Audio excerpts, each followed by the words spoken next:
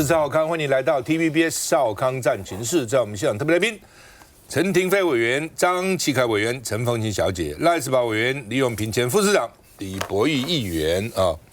国安局说，中共有8大手法呢，网攻我们的政府哦。那去年比前年加倍，前年可能120万，去年有240万，今年搞不好变480万哦。反正就各种攻击啦啊。攻击最多的就是通讯传播，反正到里面去发言啊，或者怎么制造舆论啊。交通是第2位，国防供应链第3位，哦，紧急救援跟医院第4类，政府第5，反正越来越少了哈。基本上就是通讯传播跟交通比较多了。那另外呢，说他甚至会用 AI 深伪变造，哦，他们叫做增讯数激增。特别在脸书上第1名，在 TikTok 第2名，在 X 第3名，其他抖音其实还不算多哦，主要是脸书了哈。那另外呢，这个我们政府说不怕，下面都不怕，我们建立全政府的防卫系统。什么叫全政府？哦，就是政府各部门之间大概都协同在一起了哈。那另外呢，美国也发表，美国说哦，大陆好多台风都叫台风哦。有什么盐收台风，有福特台风、亚麻台风，反正不同的台风入侵美国哦。然后不止中国大陆的这些台风哦，然后呢，这个北韩叫做冰筅哦 ，sleet， 俄罗斯的雪暴哦 ，blizzard， 伊朗的沙尘暴哦 ，sandstorm， 哇，都是国家级的骇客。其实换句话说，美国就没有骇客吗？很多啊，美国不多吗？美国是厉害哦，美国很厉害啊，搞不好他最厉害啊，最厉害。然后这个台湾就没有骇客吗？反正现在就变成大家打过来打过去，打过来打过去，当然都要讲对方出动骇客，那你自己呢？这已经变成说这是另外一个战场哈，这没办法的事情哈。那这个《华尔街日报》说，中国骇客侵入美国的基础建设，所以到时候可能会让美国，如果他打台湾的话呢，美国援助会晚一些时间，他牵制住他港口啊什么哦电讯啊什么，听说呢他都可以去破坏哦，所以已经从原来是网络窃盗变成军事武器，就是骇客变成一种军事武器了啊。另外也很荒谬了哈，美国卖我们无人机说多编了60亿了，多编60亿，然后呢现在我们就说啊是多编了，美国也承认了，我们就多买一点飞机好了哈。我觉得。预算本来是大概50-60亿，变成115亿，立院删他45亿哈。国防部说呢，我们希望能够呢不要伤我们了，我们多买一点就好了。我们看一下。去年5月，社群网站 Dcard 出现这篇匿名飞官的贴文。有自称是战机飞官的网友在 Dcard 上发文说，今年队里很多飞官暴退，甚至有年轻飞官宁愿赔300万也要走。不过事后国军直指是中共害取账号再发布假消息，而这样的手法，国安局说屡见不鲜。在3号公布的相关报告中，根据我政府网际服务网的入侵侦测指标，相较2023年的每日平均120万次，2024年是一天高达240万次，而且大多都是来自中共攻击，其中又以通讯传播类、交通类成长最多。另说起裴洛西的访台事件，就属骇客攻击交通类的一种。当时多间超商、车站电视都被骇客入侵，还射出"统一中国、裴洛西滚出台湾"等字样。而针对近年来大陆网军攻击，国安局也整理出8种样态，从政府设施到民间企业都能看到骇客踪迹。而且对岸已构建全球逆纵骇攻网络，所以包含美国也是攻击对象。最近美国的财政部就被攻击。We are closely tracking the incident. We're working to identify actions to mitigate the future risks to U.S. government networks. 连美国都不得不防，也难怪我国安局接连2份报告示警，盼提升全民意识，不然单靠国军急速发布，防不胜防。骇客攻击本来就是。其实从过去这10年，然后一直到未来，我们可以预见可能会越来越严重的一个骇客攻击。它有国家级别的，有企业级别的，当然也有黑暗骇客。我觉得其实这里面呢，谁都不要去笑谁。我举个例子来说，在2017年的时候，那时候全世界有一场骇客灾难，好，那个勒索软体 WannaCry。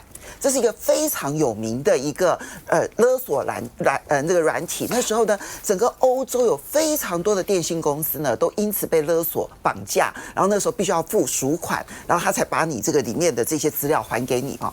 那台湾其实那时候有部分企业也受害，而这一个勒索软体呢，其实就是美国国家安全局他们所研发出来的，但不知道怎么样子外泄了。然后呢，被这一个就是区块链的业者，然后取得了之后呢，然后利用加密货币，然后去勒索赎金。那一次的事件呢，其实是造成了全世界极大的震撼。我再往前数啊，伊朗呢有一次它的那个核离心机哦，那突然之间当掉了。那这件事情，伊朗并没有对外就是公布这件事情，可是很快的外界知道了这个状况之后呢，隔了几年。德国分析出来说，其实攻击者恰恰就是美国的情报部门，啊，这个是德国找出来的哈，他们利用的呢就是这个微软呢它底下的一个漏洞哈，然后那个漏洞呢，它不通知微软，不让微软去修补，然后就利用这个漏洞，在必要的时候呢，就可以只要你使用微软的作业系统，它通通都可以去处理。这件事情啊，因为我之前看过一本就是《纽约时报》的记者，他专门去做的调查采访，我印象实在太深刻的。而这个 WannaCry 呢，其实在美国矽谷圈里头也是非常有名的一个例子。但是我并不是讲说哦，中国大陆就无辜，通通都没有这方面的骇客攻击，当然有。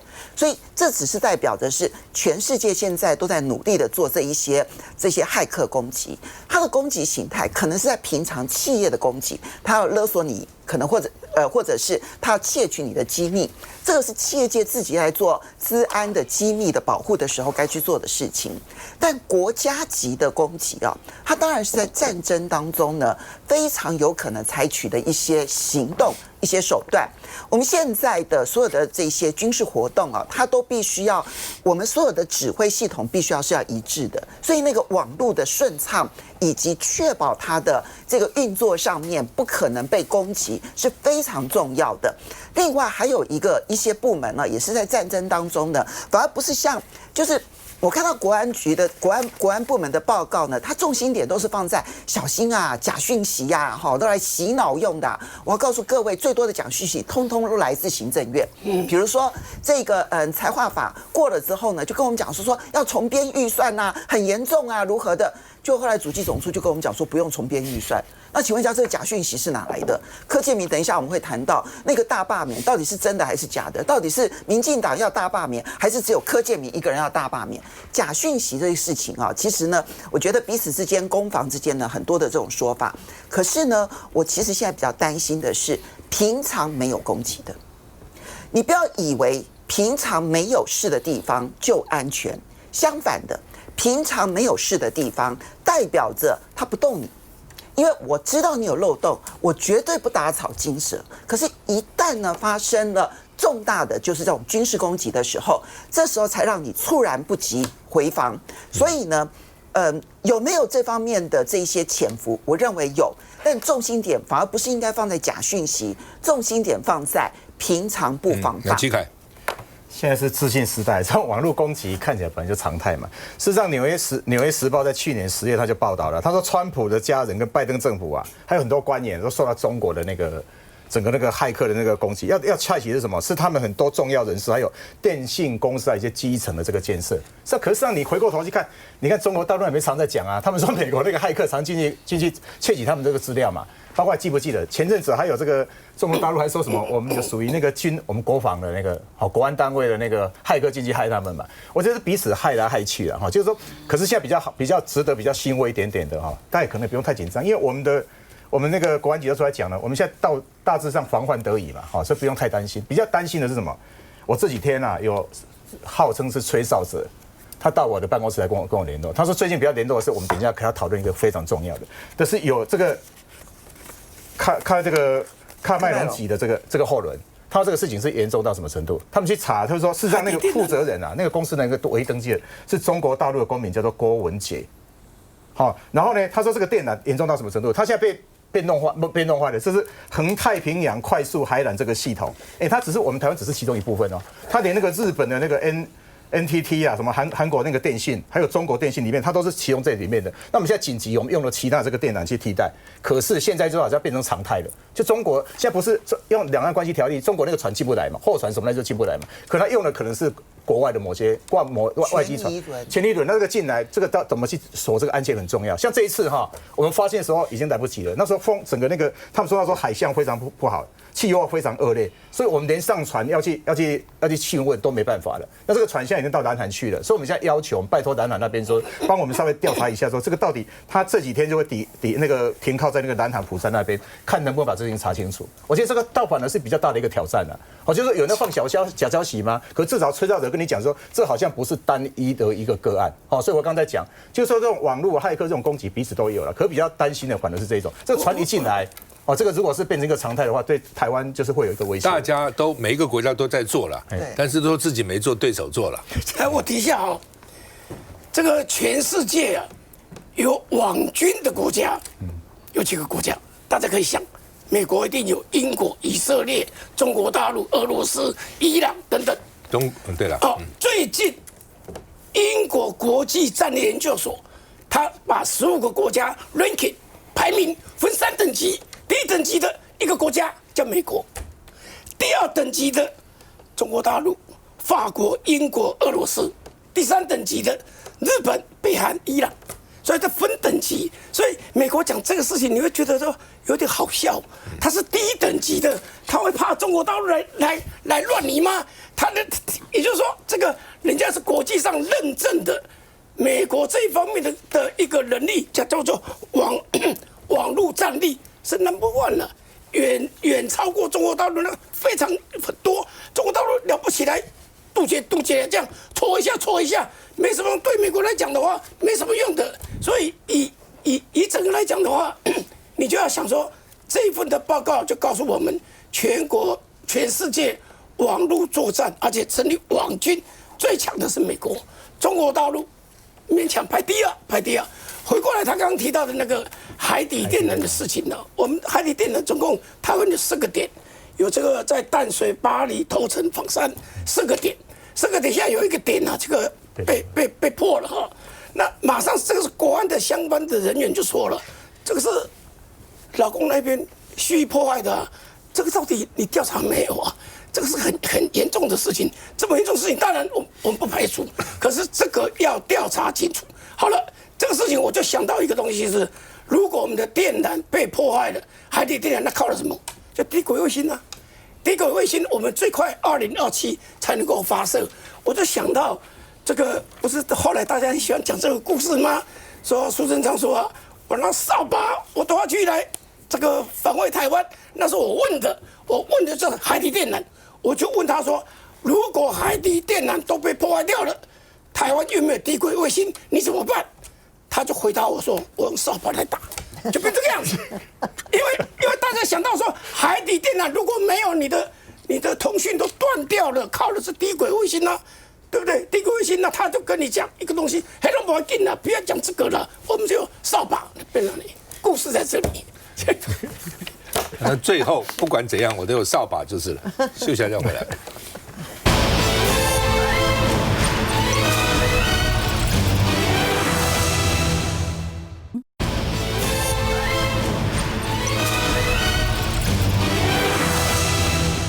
这场比较大的政治新闻是柯建铭被爆了到中国大陆投资了。本来到中国大陆投资也没什么，台商一大堆嘛。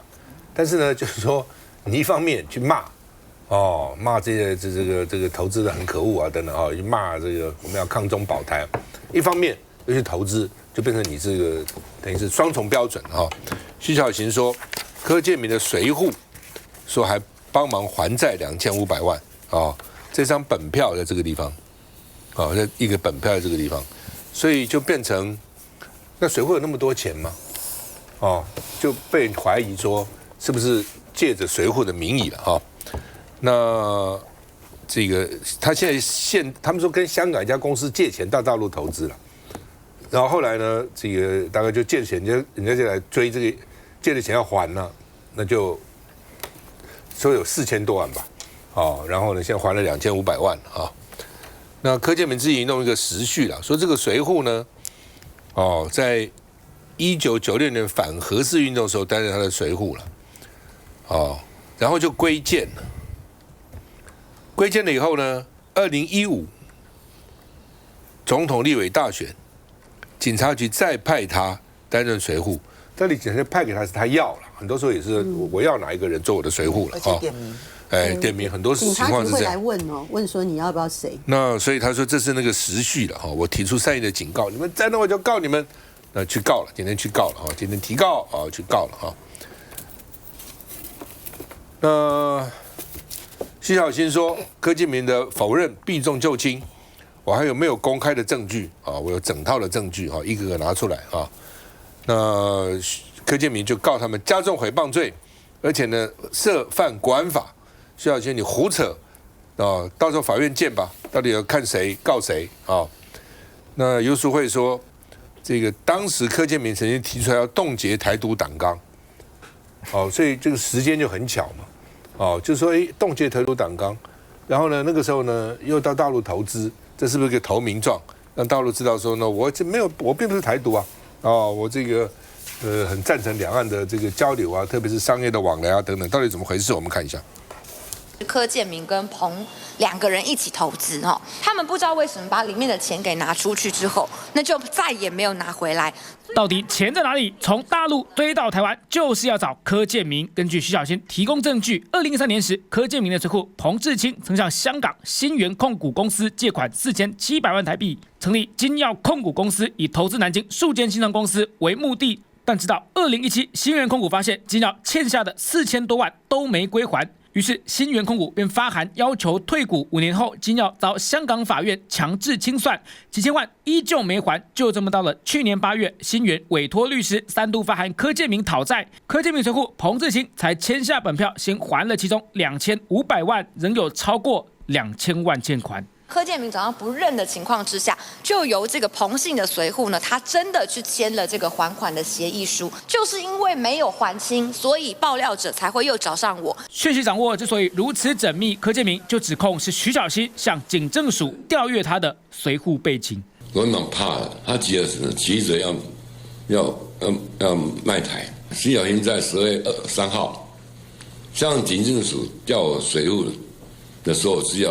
随后，柯建铭也透过文字补充，彭志清是在1996年反核四运动时短暂担任随扈，运动结束后随即归建，到2015年选举期间，警察局才再度派遣彭志清担任随扈至今，并扬言周一必提告徐小新，法院见。你告我，我一定传证人来问问看，到底这个案件是谁委托的，那个人是谁，他有没有欠钱？两边说法永远都对不上，或许只剩法庭对簿公堂一个选项。杨博弈。柯建铭现在应该已经是民进党最资深的立法委员了吧？而他非常自豪，他在立法院待了31年了，所以他常常帮民进党举起他抗中保台的大旗，甚至还把他形容的跟自己好像跟对岸有不共戴天之仇一样非常痛恨对岸，不能够接受对岸任何的东西。但先不讲柯建铭有没有借着随扈的名义去大陆投资，先讲他2个儿子跟中国大陆关系是如何吧。先讲柯建铭的大儿子柯委任，他不只是中国大陆企业的董事。业务横跨两岸3地，还与中国政协委员一起合作开公司，在香港住豪宅，这都是周刊写的新闻。柯建铭的次子柯君耀，他也是在大陆从事光电耗材以及半导体的业务，大赚人民币。这个事情，我相信周刊写了很久，好多年就写过了。2年前对，就写过了。有没有人去质疑这事情？有没有人骂？当作没看见，绿营都当作没看见这个事情啊？这不是非常荒谬吗？柯建铭一直骂绿营，但他自己的儿子大赚人民币，大赚对方的事业，做得非常的高兴。请问一下，这种双重标准，这种有类似双面人的行为，绿营到现在有没有人出来谴责一下？没有难怪民进党会被很多网民酸嘛。抗中保台是工作，但看大陆剧赚人民币才是日常啊。这个事情我老讲，现在重新再爆发出来了。我觉得柯建铭去提告，我觉得很好，你就会提告，捍卫自己的清白，我完全尊重。但接下来就是完全走法律程序。小新讲非常明白了，我这人全部传出来，到最后如果真的发生难看的事情，我希望民进党里面的人要有道德的勇气出来谴责一下柯总召，不要统统装作没看见。你们抗中保台这么认真，但是内贼就是你们自己的总召，你们内贼总召做的事情就是他儿子跟两岸的关系视而不见。我觉得这对于民党的声誉非常差，尤其是柯建铭的家人与对岸的关系这么亲密的情况之下，有没有泄露出台湾很多重要的资讯给对岸？我觉得才是国安单位现在要来查的问题啊。柯建铭有没有用他的水户去投资，这是一回事情。但是柯建铭的家人跟对岸的关系这么密切，我觉得民党政府包括赖清德现在刚好拿出来讨论一下，不要抗中保台，嘴巴讲得很好听，但实际上真的碰到自己人与对岸有亲密关系的时候，连什么话都不敢讲，当作没看见，这才是民众最唾弃的事情。好吧，2013年的时候，柯建铭怎么说的？我们看一下。2016总统选举，我们希望执政。当着党内大佬的面，柯建铭逆风提案，建请冻结民进党台独党纲，让与会人士一片哗然，举手反对。就连苏贞昌也持保留意见。柯建铭仍强调不该回头搞台独，为何突然有此提议？原因一度沉迷。如今随着柯建铭被爆出曾在2013年透过随扈到大陆安排投资事宜，也被蓝营揪出背后蛛丝马迹。2013年柯建铭总召为什么要突然提出冻结民进党的台独党纲？该检讨的是今天的柯建铭跟今天的民进党。柯建铭总召不用气扑扑的哦，因为就在2013年初，柯建铭随扈附录借款投资，2013年底，民进党对中政策扩大会议，柯建铭就提出冻结台独党纲，国台办还为此称赞他是有识之士，是一个积极的信号。他的大儿子其实在大陆可能有任陆企的一个董事，然后小儿子也大陆经商，嘴巴老讲着抗中保台，然后身体却很诚实的去大陆赚人民币，都发生在同一年，与冻结党纲若无关联，或许就是真的巧妙了点。柯建铭这个问题哦，他现在说他要告徐巧芯哦，可是这次的政治动作能不能延续他的政治生命，真的是打问号。因为这个事情发展到今天呢，显然徐巧芯手上呢是真的有很关键性的证据。他不是讲说他连那个支票他都有嘛本票。那这个事情呢，其实在去年就是2024年的8月份呢。风传媒风传媒大家要了解，它是一个网络媒体，可是它并不是很青蓝你不能把它归为蓝媒它比较中立。它这个风传媒呢，当时就已经做了很巨细靡遗的报道，而且呢，他在报道中呢还称说他多方查证，他讲的就是说呢，柯建铭因为刚才讲的那个投资案呢，逼他们要那个公司逼他要还款1125万那个港币。那这封律师函呢，被当时的风传媒所掌握。结果呢，风传媒报道之后呢，妙了很青绿的，大家都说那个背后的金主呢是马永成有关的人士他本人跟有关人士的上报那这个马永成现在呢又复活了他又被赖清德所重用。可是，在风传媒去年8月份报道这个新闻之后呢，上报就跟进了报道。那么结果呢，柯建铭当时也是跟今天一样 keep up就说他们呢子虚乌有什么都是大陆方面的什么不实的讯息干嘛，也是扬言要告他们。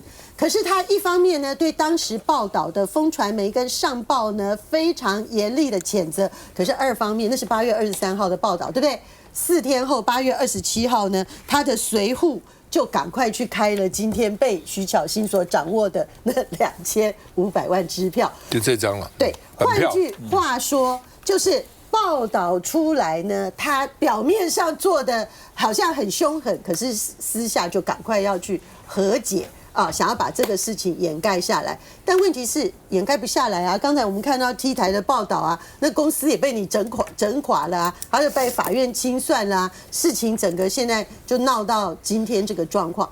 那所以我刚才前面讲了，特别上报也在去年就报道过，那这样子表示绿营内部的人也一样掌握了相关的这个讯息，也掌握得很清楚所以接下来我们好像还会讨论到柯建铭的怪异演出因为大家认识柯建铭许多年，永远的柯总召呢，再怎么样讲，他最近讲的政治的话术呢变得非常没有常识啊，被刘静怡教授呢讥笑说啊，这个高中课本就有教啊，哦，觉得好像跟高中生的水平都不如。我觉得柯建铭的一切荒腔走板的事情，除了有在刘静怡人事权的事情上面严重得罪了赖清德这个政治问题以外，他是不是有他的这个案子，他觉得 hold 不住了，觉得对他的政治生涯、政治前途遭到很大的打击，所以才会各方面的表现遭奸体。那是不是这样，我们不知道。可是他这个案子呢，我认为，因为各种媒体都有挖掘除了徐巧芯以外，吴子嘉已经讲了非常的多次，那现在手上又有 对他很不利的证据，我觉得柯建铭这件事情走下去，应该政治前途会受到很大影响。他主要是因为有一张本票了，就他随扈开的了。那大家当然就有疑问说，那随扈有那么多钱吗？随扈钱哪里来的？那就是我刚刚讲，就是你到大陆投资什么没有什么稀奇嘛，很多台商都投资嘛，只是你一面投资一面骂就会觉得说啊，你这个是不是双重标准？你不一致嘛，主要是这点受人家的非议。休息一下再回来。